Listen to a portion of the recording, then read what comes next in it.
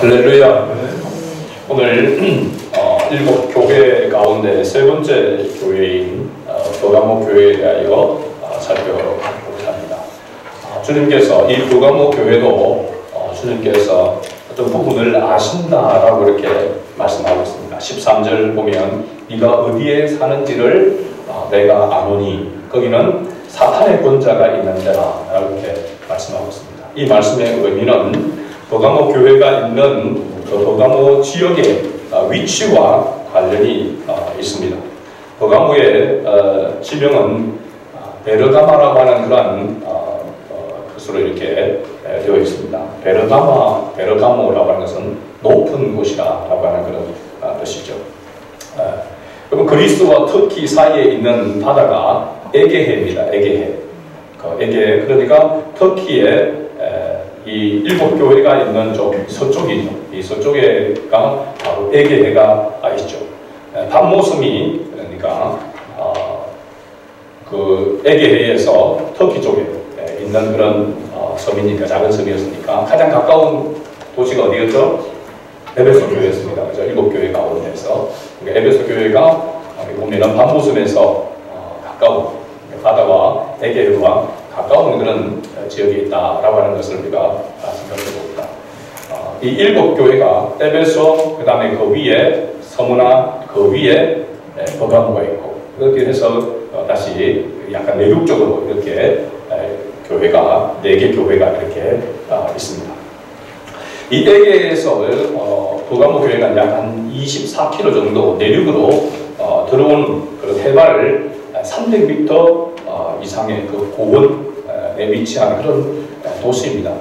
이 소아시아 지역, 이스라엘도 마찬가지고 요르단도 마찬가지고 다 대부분이 높은 고산 지역의 도시를 이루고 있습니다. 제가 한번 그렇게 말씀을 드렸죠. 그래서 또 산 위에 있는 동네가 숨기지 못한다라고 하는 말은 대부분의 그쪽 지역의 도시가 산 위에 이렇게 있다는 것입니다.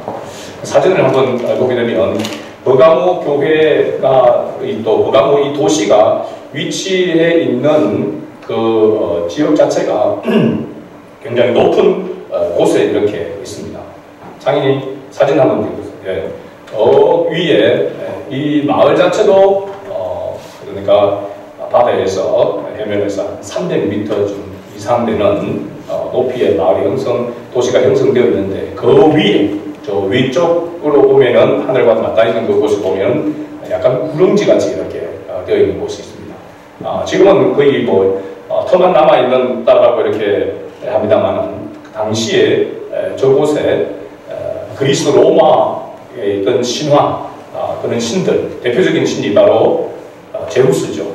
당시 로마 사람들은 주피터라고 이렇게 불렀습니다. 제우스 신전을 비롯해서 그 다음에 바카스, 피곤할 때 우리가 마시는 바카스, 이 바카스가 신입니다. 그래서 로마의 바카스, 그리고 미네르바 이런 그런 신전들이 저 위에 빼곡히 서 있었던 그 당시 버가모 교회가 있을 때 이 서신이 기록될 때만 하더라도 저 도시 위에 저 구릉지에 여러 그 당시에 신전들이 있었다는 것이죠. 그래서 오늘 본문에 보면은 사탄의 뭐가 있다고 했습니까? 권자 있는 데라라고 이렇게 표현하고 있는 것이죠. 그만큼 잘 보여지는 사람들에게 눈에 잘 띄고 잘 보여지는 그곳에 신전들을 쭉 이렇게 세워 놓았다라고 하는 것이죠. 그래서 이 버가모 교회는 우리가 서문화 교회가 어떻게 보면은 로마의 그런 어떤 중심이 되어지는 로마 그 통치 아래에서 중심이 되는 그런 도시였다라고 한다고 한다면은 이 버가모는 그런 꽃을 피운 그런 도시가 바로 이 버가모라고 이렇게 알려져 있습니다. 그래서 로마의 그 통치 아래에서 행정도시, 중요한 행정도시가 바로 이 버가모였다는 사실입니다. 그것은 무엇으로 증명을 하게 되냐면 이런 신전들이 절비해 있을 뿐만 아니라 이 버가모 도시에는 그 당시에 상당한 자치권을 가지고 있었습니다. 사람의 로마의 제국 아래에서 사람의 목숨과 이 직결되어지는 재판을 하는 것은 로마에서만 할 수 있습니다. 로마의 법으로만. 사람을 죽이고 하는 그 재판으로서 이렇게 사형을 구형하는 것은 로마만 가지고 있는 그런 권력이죠. 그런데 대부분의 로마가 통치하는 그런 도시들은 그런 자치권을 가지고 있지 않았습니다. 그래서 우리가 유대에서도 예수님에 대한 그런 부분도 그렇고 바울에 대한 그런 부분도 보면은 그 자치권이 있는 곳으로 가게 되어지죠. 그런데 이 버가모 도시에서만 특별하게 이런 독자적인 재판과 또 판결할 수 있는 그런 집행권을 총독에게 부여했다고 합니다. 그러니까 이 버가모 이 지역은, 이 도시는 나름대로 굉장한 그런 로마의 어떤 그런 가지고 있는 최고의 그런 권력이라고 할 수 있는 그것이 집행되어지는 그런 유일하게 총독에게 부여된 그런 도시니까 어떤 마음을 가지고 있냐면 이 버가모 도시 이 시민들은 그런 그에 대한 자긍심을 가지고 있었다는 사실입니다. 그 자긍심으로 또 하나가 뭐냐면 그들이 상징적으로 가지고 있는 것이 바로 정의의 칼이었습니다. 정의의 칼. 그러니까 사람의 생사발달권을 자기들이 집행할 수 있는 그런 권한을 가지고 있으니까 정의의 칼을 이렇게 가지고 있는 것이죠. 그래서 그런 자긍심을 가지고 있었고 지금도 이게 관광 상품으로 그 지역의 특산품이라고 할 수 있습니다. 그 보면은 주머니 칼을 판매를 한다고 합디다. 그래서 이 버가모 도시에는 지금까지도 그런 정의의 칼, 그것을 상징하는 그런 아주 자긍심이 대단한 그런 지역인 것이죠. 그런데 오늘 말씀에 서두에 보게 되어지면 이 버가모 교회에 주님께서 나타나신 그 모습, 상징적인 그 모습은 예수님께서 좌우에 날선 검을 가지신 이가 이러시되라고 이렇게 말씀하고 있습니다. 버가모 이 지역에 정의의 칼이라고 하는 그런 자긍심을 가지고 있는 이 도시에 주님이 어떤 모습으로 그들에게 나타나셨느냐, 굉장히 중요한 메시지가 담겨져 있는 것이죠. 이 버가모 사람들은 당시 로마의 힘의 그 지배를 숭배하고 그런 그 혜택을 누리며 살아가고 있는 그 사람들인데, 그래서 칼이라고 하는 것은 힘을 말하고 권력을 말하고 있는 것입니다. 그렇죠? 그런 힘과 권력을 가지고 그 힘과 권력이 여기 보면 평화를 가져오고, 그렇죠? 또 정의를 가져온다라고 그렇게 믿고 있는 그 사람들에게 주님은 바로 양날의 금, 좌우에 날선 금으로 나타나셨다라고 하는 사실입니다. 이건 뭐냐면 실제로 이 세상은 힘과 권력에 의해서, 그 힘이라고 하는 것은 군사력이고 또 돈이라고 할 수 있습니다. 그렇죠? 물질이라고 할 수 있죠. 이 군사력과 재정, 사실은 군사력은 돈이 없으면 군사력을 가질 수가 없죠. 그래서 이 힘, 군사력과 돈, 이것을 가지고 권력을 가지고 있는 나라가 세계를 통치하게 됩니다. 지금도 이 세계에서 가장 강대국이 바로 미국이 있지 않습니까? 그렇죠? 미국이 세계를 거의 지배한다라고도 이렇게 보게 되는 것이죠. 당시 로마가 세상을 지배하고 있는 그런 대제국이었기 때문에 로마의 그 힘, 그 권력이 이 세상을 통치하고 다스린다라고 이렇게 생각하고 있는 이 버가모 지역의 사람들에게 그것이 아니라 좌우의 날선 예수 그리스도, 바로 예수 그리스도의 좌우의 날선금, 날선금은 무엇을 상징합니까? 말씀이죠. 그죠? 금은 말씀입니다. 그죠? 하나님의 말씀으로 이 세상이 통치되어지고 다스려진다라고 하는 것을 이야기해주고 있는 것이죠. 세상 사람들이 볼 때는 세상의 힘과 권력으로 역사를 주관하고 세상을 통치하고 다스리는 것처럼 보여지지만, 그러나 실제로는 하나님의 말씀이 역사를 주도하고 있고 하나님의 말씀대로 역사가 흘러가고 있고 또 결국은 하나님의 말씀대로 약속대로 이 역사는, 세상의 역사는 끝나게 될 것이다 라고 하는 것이 성경적 세계관을 가지고 있는 그리스도인의 바로 모습입니다. 그래서 그리스도인들은 이 약속의 말씀을 붙잡고 믿음으로 사는 사람, 하나님의 약속의 말씀을 붙잡고 그 말씀대로 살아가는, 믿음으로 살아가는 사람들이 바로 그리스도인인 줄로 믿습니다. 그래서 우리가 세상에 속해 있지만은 세상과 함께 세상에 동화되어져 있는 사람이 아니라 세상 속의 그리스도인. 그것은 세상의 힘과 권력에 의해서 통치되는 것이 아니고 이 세상은 하나님의 말씀에 의해서 통치되어지고 주관되어진다라고 하는 것을 믿는 자가 바로 그리스도인인 것입니다. 이런 상황 속에서도 세속화되어지지 않냐고 이렇게 보면은 절대적인 그런 힘과 권력을 가지고 있고 그래서 그런 어떤 상징적인 그런 신전들이 절비에 있는 이 도시에 있는 그리스도인들 그리고 누가 한고 나서라도 모두가 다 로마의 절대적인 그런 법과 그 권력 앞에 그 힘 앞에 굴복할 수밖에 없는 그런 상황 속에 있는 지역에 살고 있는 성도들이지만 그 가운데서 그럼에도 불구하고 그러한 가치관에 그러한 것에 세속화되지 아니하고 끝까지 하나님의 말씀을 붙드는 사람들이 있었다라고 이야기하고 있죠. 그래서 그런 사람들을 주님이 칭찬을 하고 있는 것을 봅니다. 13절에 보면 네가 내 이름을 굳게 잡아서 내 충성된 정인 누구라고 했습니까? 안디바가 너희 가운데 곧 사탄이 사는 곳에서 죽임을 당할 때에도 나를 믿는 믿음을 저버리지 아니하였도다. 아멘.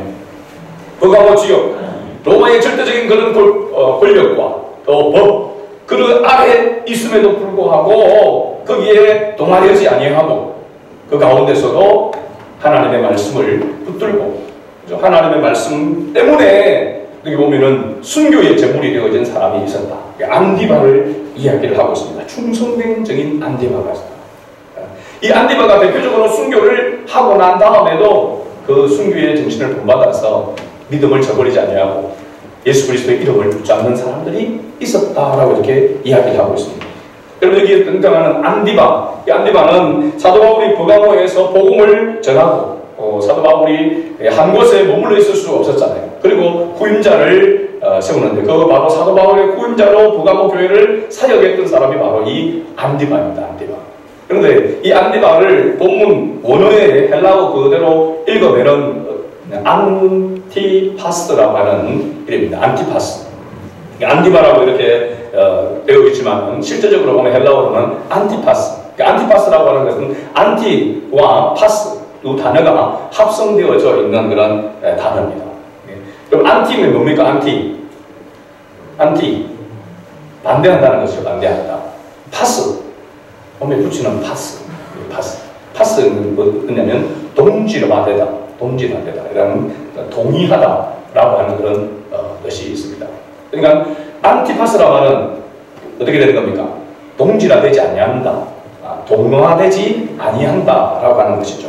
그러니까 안티파스라고 하는 이 어떻게 보면 버가모 교회의 목회자라고 할 수 있죠. 지금으로 보면 목회자가 그 버가모 지역의 그 힘과 그 로마의 법, 그 모든 가치관에 동화되지 아니하고 오히려 그것에 반대하는 그런 가운데 있다가 결국은 순교의 제물이 되어졌다라고 이렇게 이야기하고 있습니다. 황제 순교를 거절함으로 처참하게 순교를 당한 것입니다. 이 안티파스의 순교로 말미암아 더 환란과 핍박, 서머나 교회가 당했던 것처럼 환란과 궁핍과 비방을 당하는 그런 상황 속에 있었는데도 불구하고 예수 그리스도의 이름을 굳게 잡는 버가모 교회 성도들이 있었기에 칭찬을 했다라고 그렇게 말하고 있는 것이죠. 그러나 이런 칭찬받을 만한 그런 모습이 있었지만 14절과 15절에 보면은 버가모 교회를 향해서 주님께서 책망하는 내용이 나오고 있습니다. 14절과 15절을 다시 한번 같이 읽어볼까요? 그러나 네게 두 가지 책망할 것이 있나니 거기 네게 발람의 교훈을 지키는 자들이 있도다. 발람이 발락을 가르쳐 이스라엘 자손 앞에 그림돌을 놓아 우상의 제물을 먹게 하였고 또 대망하게 하였노라. 이와 같이 네게도 니골라 당의 교훈을 지키는 자들이 있도다. 그러니까 두 가지 책망할 것이 있다라고 이야기했는데 실제로는 하나를 이야기하고 있습니다. 왜냐하면 바로 발람의 교훈과 니골라 당의 교훈을 지키는 자들이 있다라고 하는 것이죠.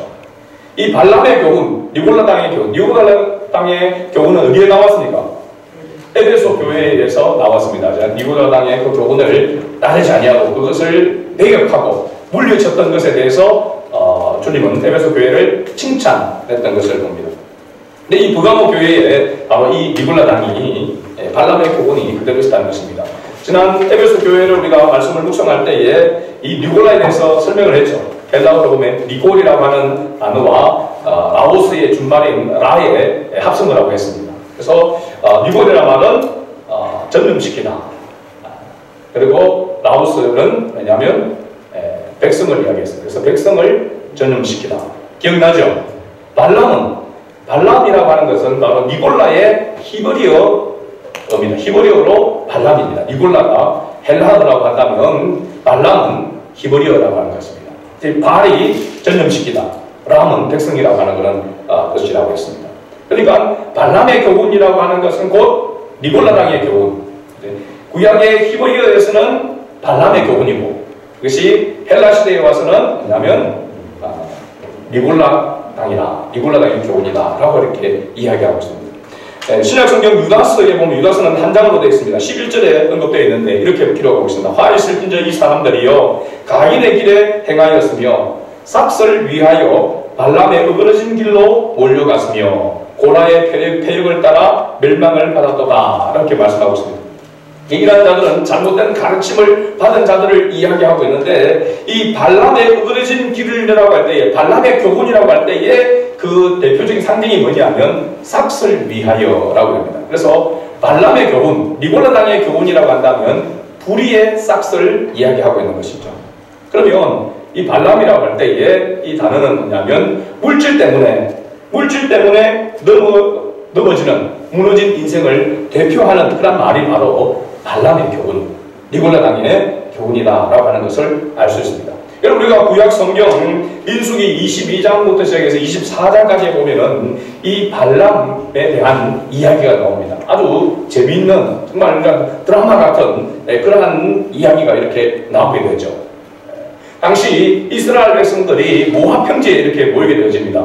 모압 평지에 모여졌던 출애굽에서 이제 이스라엘 백성들이 모압 평지에 이르게 되었을 때에 하나님께서 이 이스라엘 백성들과 함께하는 그런 것을 누가 보게 되냐면 모압 왕 발락이 보게 되어집니다. 모압은 어떻게 보면은 이스라엘과 거의 원수처럼 지내던 그러한 족속들이 바로 모압 족속입니다. 그 모압 족속의 왕이 발락이었습니다. 발락. 이 발락이 이 이스라엘 가운데서 특별히 선지자가 있는데 그 선지자가 발람 선지자입니다. 발람 선지자.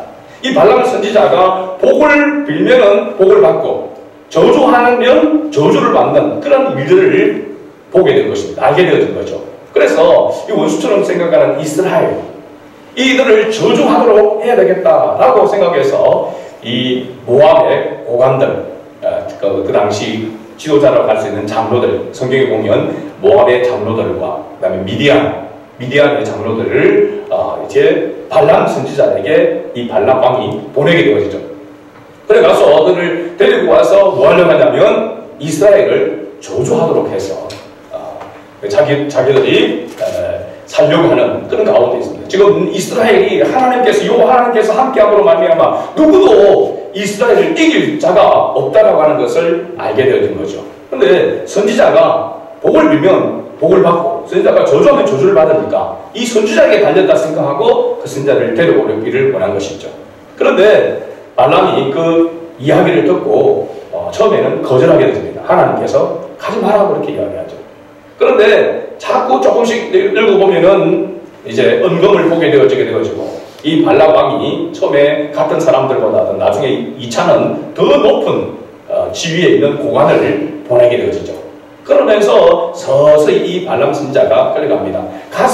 가더라도 내가 저주하지 않으면 되지 않느냐, 이스라엘을 저주하지 않으면 되지 않느냐, 그런 마음으로 가게 되어지죠. 근데 놀라운 거는 이렇게 발람 선지자가 이제 나귀를 타고 갑니다. 가는데 어느 한 좁은 골목에 다다르게 되어지죠. 양쪽에 담이 있고 나귀가 겨우 한 마리 지나갈 정도의 그 길목에 서게 되는데 거기에 나귀가 멈춰서게 되어지고 나귀가 막 안 가니까 이 선지자가 나귀를 채찍질합니다. 그러니까 나귀가 어떻게 했냐면 그 담벼락에다가 이 선지자 팔을 갖다 비벼버리게 되죠. 그러니까 얼마나 아프겠습니까? 그죠? 좁은 길에. 그러니까 보니까 안 가니까 계속 채찍질합니다. 알고 보니까 그 앞에 뭐가 있었습니까? 여호와의 사자가 딱 버티고 서 있는 겁니다. 그러니까 나귀가 그 여호와의 사자를 보고 지나가지를 못한 거죠. 겁을 먹고 지나가지를 못하는 것이죠. 그런데도 계속 선지자는 나귀가 보는 여호와의 사자를 선지자가 보지 못하고 자꾸 나귀를 채찍질하는 겁니다.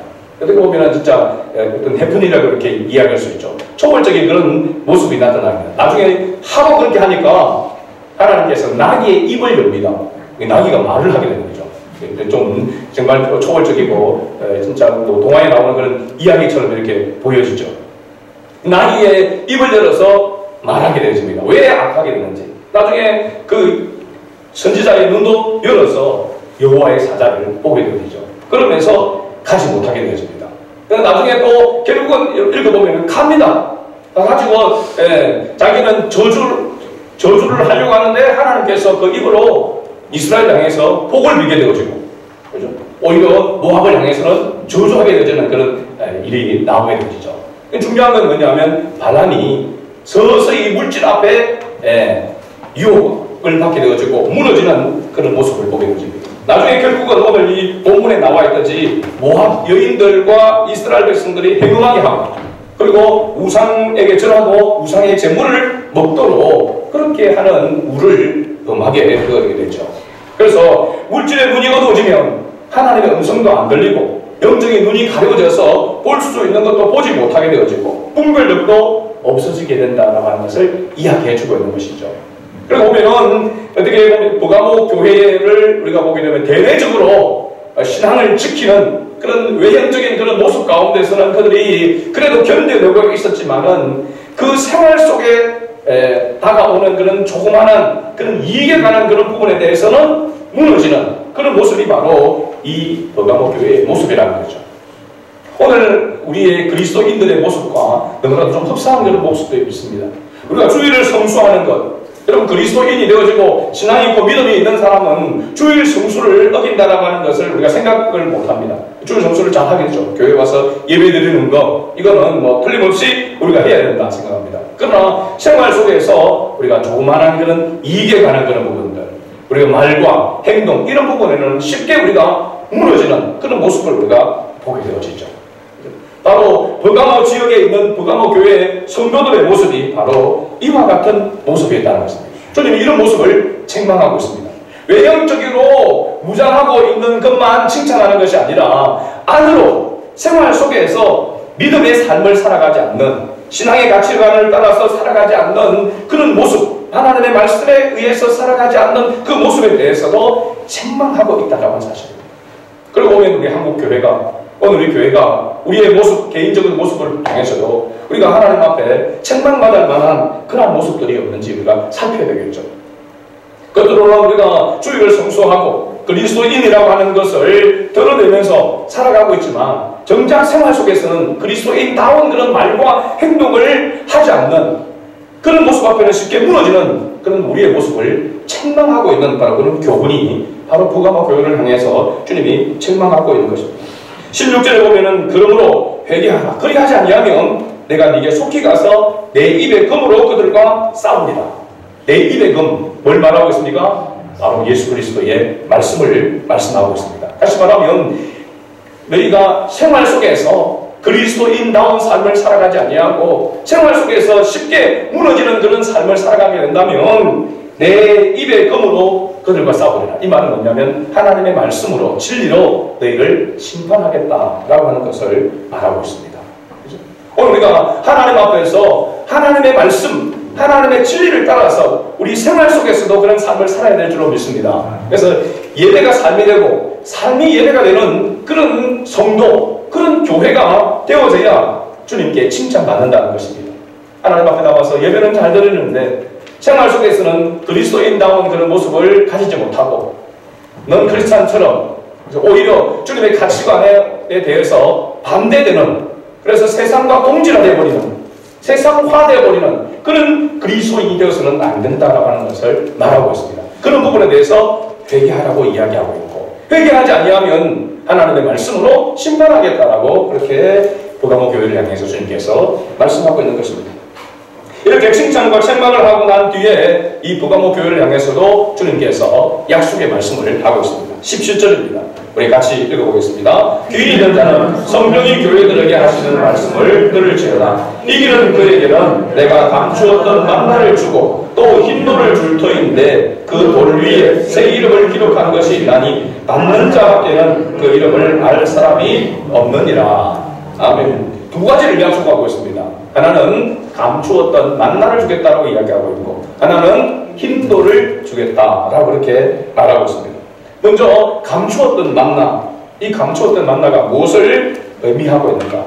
여러분, 만나는 이스라엘 백성들이 광야 40년 동안 지내면서 거기서 농사를 지을 수 없고 거기서 먹을 것을 얻을 수 없기 때문에 하나님께서 그들에게 매일 만나를 주었습니다. 가시 같기도 하고 꿀을 섞은 같이 너무너무 달콤하고 맛있는 그 만나를 하나님께서 주셨습니다. 6일 동안 주셨죠. 안식일날은 주지 않았습니다. 그 대신 안식일 전날 2배로 주었습니다. 그래서 안식일날 나가서 그것을 거두지 않아도 되도록 그 전날, 안식일 전날 2배로 갑절로 이렇게 주셨습니다. 이것을 몇 년 동안? 40년 동안 하나님께서 주셨습니다. 근데 이 만나를 먹은 자마다 어떻게 되었습니까? 계속 살았습니까? 아니면 죽었습니까? 만나는 그야말로 육신의 음식을 이야기하고 있는 것이죠. 그러나 하나님께서 이 만나를 주신 이 만나의 상징적인 의미는 그냥 단순히 먹고 그냥 없어지는 그런 것이 아니었음을 알 수 있습니다. 그래서 하나님께서 이스라엘 백성들이 가나안 땅에 들어갈 때에 법궤를 가지고 들어갔지 않습니까? 그 법궤 속에 3가지가 들어있죠. 십계명 2 돌판이 거기에 들어있고, 그 다음에 아론의 쌍난 지팡이가 있고, 그 다음에 3번째가 만나가 된 항아리가 그 법궤 속에 있었습니다. 그러면서 민수기에 보게 되어지면 하나님께서 이 만나가 된 항아리를 법궤에 넣어서 자자손손 대대로 기억하라 라고 이렇게 했습니다. 그래서 이 만나가 된 항아리를 대대로 간수하라 라고 그렇게 이야기를 했죠. 그러면서 이 만나가 무엇을 상징하는지를 신약에 와서 예수님께서 말씀하고 있습니다. 예수님 자신이 뭐라고 했습니까? 생명의 떡이라고 했습니다. 광야의 이스라엘 백성들은 만나를 먹었어도 죽었지만 나를 먹는 자는 영원히 죽지 아니하리라. 우리가 묵상했던 요한복음 6장 49절에서 51절 말씀을 보면 예수님 자신이 곧 생명의 떡, 만나이심을 이야기하고 있습니다. 예수님을 먹는 사람은 영원히 죽지 아니하리라. 영원한 생명을 얻는다. 그러니까 감추었던 만나는 뭘 상징하고 있습니까? 예수 그리스도를 상징하고 있습니다. 예수 그리스도를 상징하고 예수 그리스도를 믿는 자는 영원한 생명을 얻는다. 구원을 얻는다라고 하는 것을 말해주고 있습니다.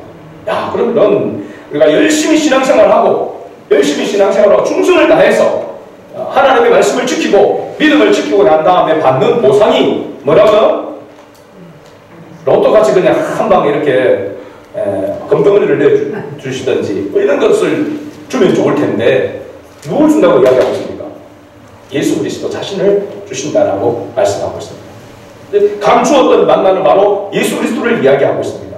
예수 그리스도를 얻는다. 예수 그리스도를 얻는다라고 하는 것입니다. 보상을 준다는 것이죠. 여러분, 이것에 대해서 어떤 감흥이나 이런 것들이 느껴집니까? 내가 이 세상에서 그리스도인으로서 정말 세상에 동화되지 아니하고 환난과 궁핍과 비방을 견디면서 신앙을 지켰는데 그 보상으로 뭔가 대단한 것을 좀 주시면 좋을 텐데 예수 그리스도 자신을 주신다라고 하는 보상으로 주신다는 거예요. 그럼에도 불구하고 여러분 열심히 인내하면서 충성하기를 원하십니까? 뭔가 이게 좀 이상한 그런 느낌이 들죠. 그죠? 보상이 예수 그리스도는 기본이고, 그죠? 커피와 녹차 하면은 커피는 기본으로 녹차를 달라고 그런 이야기를 우리가 하는데 기본적으로 예수 그리스도는 받고 거기에다가 추가로 뭔가를 이 땅에서 뭐 주시면 좋겠다라는 생각 때문에 예수 그리스도 자신, 예수 그리스도만 우리가 받는 것에 대해서, 얻는 것에 대해서 감흥이 별로 없어요. 이 사람들이 가지고 있는 욕심이요, 욕망의 그런 모습입니다. 여러분, 우리가 하나님의 나라를 예수 그리스도를 통해서 우리가 보상으로 받는다는 겁니다. 할렐루야. 여러분, 하나님 나라에 주님과 함께하는 것 외에 다른 보상이 의미가 있습니까? 없습니까? 사실 없습니다. 사실은. 예를 들어서 우리 집에 우리가 원하는, 내가 원하는 모든 것이 다 있다. 그것을 또 해줄 수 있는 그런 능력 있는 부모가 있다고 생각하면 그 집에 자녀가 되는 것, 그 집에 들어가는 것 자체가 뭐냐면 끝나는 것입니다. 그 외에 더 바랄 것이 없다는 사실입니다. 하나님의 나라에 대해서 우리가 이와 같은 관점을 가지고 있어야 됩니다. 하나님의 나라 거기에 들어가면 더 이상 내가 요구할 것이, 내 부족함이 없는 것이라고 하는 사실입니다. 주님 외에 더 바랄 것이 없는 거죠. 그래서 뭐하고만 있다고 합니까? 하나님 나라에서는 거룩하다, 거룩하다. 하나님 어린 양 예수 그리스도께만 영광을 돌리는 거죠. 그래서 24장로들이 그 머리에 관을 쓰고 있다가 그 관을 벗어서 어린 양에 던지면서 어린 양을 찬양하는 게 나오죠. 여러분, 예수 그리스도 외에는 무슨 금면류관이 하나님의 나라에서 가치가 있겠습니까? 다이아몬드 면류관이 가치가 있겠습니까? 세상에 있는 그 가장 가치 있는 것이 하나님 나라에서는 전혀 가치가 없는 것입니다. 어떻게 보면 그것과 비교할 수 없는 가치가 있는 것이 하나님의 나라인 것이죠. 그래서 여기서 예수 그리스도 감추한 만나를 주신다라고 이야기하고 있는 것은 예수 그리스도 외에는 더 보상이 필요 없다라고 하는 걸 이야기하고 있는 것입니다. 여러분, 우리가 신앙생활하는 가운데서 어렵고 힘든 그 과정 속에서 주님을 붙드는 것 자체가 이런 보상인 줄로 믿습니다. 하나님께서 나와 함께 하시고 하나님의 은혜가 나를 붙드셔서 내가 이 어려운 가운데 넘어지지 아니하고 이 고통 가운데서 넘어지지 아니하고 주님을 붙들고 있고 주님의 은혜 속에 주님의 위로를 받고 주님의 사랑을 덧입고 있는 것 자체가 보상이라고 하는 것을 알아야 합니다.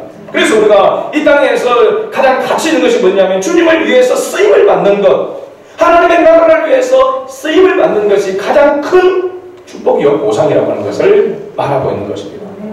그럼 부가모 교회 성도들에게 있어서 그 엄청난 핍박과 그 엄청난 불이익을 당하는 그런 속에서도 그 신앙을 지키고 주님을 붙들고 나아갈 때에 하나님의 나라가 그들에게 상속되어진다. 예수 그리스도가 그들에게 주어진다고 할 때에 영원히 죽지 아니하는 그 만나로 만족하게 될 것이라고 하는 것을 이야기하고 있는 것입니다. 여러분, 우리에게도 이 만나가 있는 줄로 믿습니다. 이미 예수 그리스도를 믿는 자에게는 이 감추한 만나를 우리가 소유하고 있는 것이죠. 실제로 보면은 예수 그리스도를 알지 못하는 사람들에게는 감추어진 만나이지만 예수 그리스도를 믿는 우리에게는 더 이상 감추어진 것이 아니라고 하는 사실입니다. 그 다음에 두 번째 약속은 바로 흰돌입니다. 흰돌. 이 흰돌의 쓰임새를 구약의 성경에서 찾아보면 하나 대략 4-5가지가 이렇게 되는데요. 첫 번째는 재판관들이 재판할 때에 흰돌을 가지고 재판을 합니다. 그래서 그 다음에 자유를 선언하게, 노예나 자유를 선언할 때 흰돌을 주고, 그 다음에 전쟁이라는 데서 승리할 때에 흰돌을 주고, 그리고 어떤 중요한 곳에 들어가는 입장용, 요즘 하면 티켓과 같은 그 사용으로 이렇게 흰돌을 주었다고 합니다. 그 다음에 잔치 자리에 들어갈 때에, 이런 잔치 자리에 들어갈 때에 바로 입장과 같은 그런 모습으로 이 흰돌을 주었다는 것입니다. 그래서 이 흰돌을 받는다라고 하는 것은 굉장히 큰 혜택을 얻는 것이고 큰 은혜를 입는 것입니다. 복이라고 말할 수 있습니다. 17절에 보게 되면 이 흰돌 위에 새 이름을 기록한 것이 있나니 누구밖에 받는 자밖에는 그 이름을 알 사람이 없느니라 라고 이렇게 말씀합니다. 구약성경 이사야서나 보게 되시면 바로 이 새 이름은 새로운 백성을 말하고 있습니다. 예수 그리스도를 통하여서 우리가 하나님의 나라의 새로운 백성이 되는 줄로 믿습니다. 하나님의 자녀가 됐다는 것은 새로운 사람, 그래서 새 사람이 됐다고 이야기하잖아요. 그래서 이 새 이름을 기록했다라고 하는 것은 그 새 이름이 누구겠습니까? 바로 예수 그리스도를 말하고 있고 예수 그리스도를 믿는 자를 이야기를 하고 있는 것입니다. 그래서 예수 그리스도라는 이름은 신부인 우리가 예수 그리스도의 계시를 통해서 알게 된 우리들만의 이름인 것입니다. 예수 그리스도만이 구원자이심을 우리만이 알고 있고 또 그분과 우리가 교제하게 되어지고 그분 안에 우리가 거하게 될 때에 예수 그리스도에 대하여서 그 은혜를 입은 자만이 그 은혜를 맛본 자만이 그리스도에 대한 확신을 가지고 있는 것입니다. 할렐루야. 그래서 우리가 우리 구원에 대한 확신은 구원의 은혜를 입은 자만이 아는 것입니다. 우리가 하나님 나라 천국이 이 땅에 와 있다라고 이야기할 때에 이 땅에 하나님 나라가 와 있다고 믿어집니까? 안 믿어지죠. 그죠? 그러나 예수 그리스도가 함께하고 있는 마음, 예수 그리스도가 함께하고 있는 그곳, 예수 그리스도가 말씀으로 다스리는 그곳이 바로 하나님의 나라인 줄로 믿습니다. 그죠? 그러나 그 예수 그리스도가 다스리고 통치하는 그곳에는 뭐냐면 대부분이 고난이 있습니다. 십자가를 통하지 아니하면 십자가 없는 멸류관은 없다라고 이야기하고 있죠. 그죠? 예수 그리스도께서 통치하고 나타나는 그곳에는 항상 고난과 고통이 있다는 것입니다. 그 속에 하나님의 은혜가 감춰져 있는 것입니다. 그래서 우리가 은혜를 언제 입습니까? 아무런 그런 일이 없을 때는 하나님의 은혜를 깊이 경험하지 못합니다. 하나님이 나와 함께하고 하나님이 나를 도우신다는 것을 경험하지 못합니다. 그러나 중대한 그런 일들, 또 큰 어려운 고난을 겪을 때에, 그때에 주님을 붙들고 주님을 의지할 때에 주님의 위로와 주님의 도우심을 경험하게 되는 것입니다. 그래서 이 땅에 와 있는 하나님의 나라는 비밀 속에 감추어져 있는 것이죠. 밭에 감추인 뭐가 같다고 했습니까? 보화와 같다고 한 것입니다. 바로 예수 그리스도가 바로 그와 같은 것이죠. 그래서 요한복음 우리가 10장 14절에서 15절 우리가 이전에 묵상했던 말씀입니다. 나는 선한 목자다. 나는 양을 알고 양도 나를 아는 것이 아버지께서 나를 아시고 내가 아버지를 아는 것 같으니 나는 양을 위하여 목숨을 버리노라. 아멘. 선한 목자는 뭐라고 했습니까? 양도 나를 알고 목자도 양을 안다라고 했습니다. 바로 이 말씀이 지금 17절에 있는 이 말씀입니다. 받은 자만이 안다라고 이야기하고 있는 것은 주님의 음성을 듣고 예수님의 음성을 듣고 그의 음성을 따라서 가는 사람, 그의 음성에 순종하는 사람만이 주님을 안다라고 하는 것입니다. 주님도 알고 그 따르는 사람도 알고. 그래서 목자는 양을 알고 양은 목자의 음성을 안다라고 했습니다. 이 양의 특징이 우리가 얘기했죠. 청각이 발달되어져서 똑같은 피리를 불어도 자기 목자가 부는 피리 소리를 안다라고 했잖아요. 따른다고 했잖아요. 바로 우리가 그랬습니다. 이 세상 속에서 누구도 주님의 음성에 귀를 기울이지 않는데, 하나님의 말씀에 귀를 기울이지 않는데, 그 가운데서 주님의 음성을 듣기를 원하고 주님의 음성을 듣고 그것을 따르는 사람들이 있다라고 하는 사실입니다. 그들이 누굽니까? 그리스도인이라고 하는 사실입니다. 그럼 오늘 우리가 나와서 예배를 드리는 것은 누구의 음성을 듣기 위해서 온 것입니까? 하나님의 음성을 듣기 위해서 이 자리에 나온 것입니다. 하나님의 말씀을 하나님의 말씀으로 들을 수 있는 자가 하나님의 자녀입니다. 그래서 누가 구원받은 자이냐, 누가 하나님의 택한 백성이냐, 그냥 와서는 알 수가 없습니다. 그냥 평범하게 그냥 또 모릅니다. 어려움을 당하고 그리스도인이라고 하지만, 예배당을 출입하는 성도라고 하지만 정말로 진정한 그리스도인인가는 언제 알 수 있느냐? 고난을 당할 때, 어려움을 당할 때에 유혹 앞에서 무너지지 아니하고 그때도 주님을 붙들고, 때로는 무너졌다가도 다시 주님을 붙드는 자가 그리스도인이요 구원받은 하나님의 자녀의 모습인 것입니다. 그래서 지금 이 코로나 시대에 알곡과 죽정이를 어쩌면 가리고 있는 그런 상황 속에 있다라고 하는 것은 바로 그렇습니다. 이 어려울 때에 위험하기도 하고 귀찮기도 하고, 그래서 집에서 그냥 예배드리고 CTS만 보면서 예배드리는 것으로 그냥 끝나면 좋을 텐데 왜 굳이 위험을 무릅쓰고 교회에 모이기를 힘써야 되고 하나님의 말씀을 직접 이렇게 듣기를 우리가 힘써야 되는가? 하나님의 은혜를 입은 사람은 이런 어려움과 불이익이 있다 할지라도 그 음성에 청중하면서 나온다는 사실입니다. 그러나 자기가 주인이 되어져서 아직도 자기 마음대로 살려고 하는 사람은 조금만 귀찮아도 그렇게 하지 않는 것이죠. 그냥 우리가 기독교인으로, 그냥 종교인으로 하나의 취미 생활처럼 생각하는 사람들은 자기에게 조그만 불이익을 당하거나 조그만 어려움이 오면 그냥 떠나는 것입니다. 그러나 진정한 그리스도인은 불이익이 닥치게 될 때에, 어려움이 닥치게 될 때에 그때 더 주님을 붙드는 자가 된다는 사실입니다. 그것으로 알곡과 죽정이가 가려지는 것을 볼 수가 있는 것이죠. 주님께서 환난 가운데서 어렵고 힘든 이 서문화, 이 북아모 지역에 이 사탄의 권자가 있고 우상이 절비하고 있고 화려하고 로마의 그 힘과 권력으로 그 도시를 다스리는 그런 특권을 가지고 있는 이 도시 속에 있는 버가모 교회, 그 성도들이 대부분이 어떻게 됐겠습니까? 그 시대의 그 지역의 풍조를 따라서 동화되어서 갔단 말이죠. 그러나 안티파스처럼 그것을 목숨을 걸고 순교 제물이 되면서까지 지키는 사람도 있고, 그 안티파스를 보면서도, 그렇게 순교하는 그 모습을 보면서도 배반하지 아니하고 끝까지 믿음을 지키는 사람들이 있었다라고 하는 사실입니다. 제가 볼 때는 다수가 아니고 소수였을 것입니다. 지금 앞으로 가면 갈수록 교회 안에 예배당 안에 들어와 있는 사람들 가운데서도 정말 믿음을 지키고 선한 싸움을 싸워갈 사람들은 다수가 아니라 소수일 것입니다. 우리 그거 잘 알고 있습니다. 그 소수 속에 우리가 포함되기를 원합니다. 그렇죠? 그것이 좁은 길이라고 했습니다. 넓은 길은 사람이 많이 찾는다고 했고, 좁은 길은 협착하여 사람이 찾는 이가 적다고 했습니다. 가면 갈수록 그 길이 더 좁아질 것입니다. 앞으로 우리가 신앙생활하며 주님을 섬기는 가야 될 그 길이 가면 갈수록 더 좁아질 것입니다.